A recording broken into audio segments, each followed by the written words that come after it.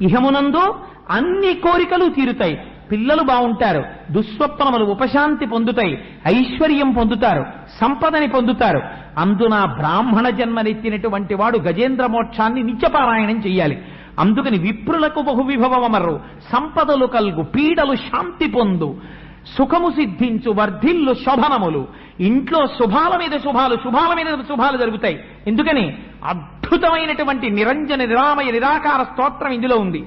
అటువంటి పరబ్రహ్మ స్తోత్రం ఉంది కాబట్టి ఎక్కడ గజేంద్ర మోక్ష నిత్యపారాయణ జరుగుతుందో అక్కడ అటువంటి ఫలితం వస్తుంది. గజేంద్ర మోక్షం చెప్పించడం వల్ల శరీరమును విడిచిపెట్టినటువంటి వాళ్ళు ఎవరున్నారో వారు పరమాత్మలోకి ప్రవేశిస్తారు. ఎందుకని గజేంద్ర మోక్షానికి ఆ శక్తి ఉంది కనుక, సాక్షాత్తు శ్రీమన్నారాయణుడు అటువంటి వరాన్ని ఇచ్చాడు కనుక. మహానుభావుడు మృత్యుంజయరావు గారికి ఎందుకు వచ్చిందో ఆలోచన, ఒక భర్త భార్యకి చెయ్యగలిగిన మహోపకారం ఇంత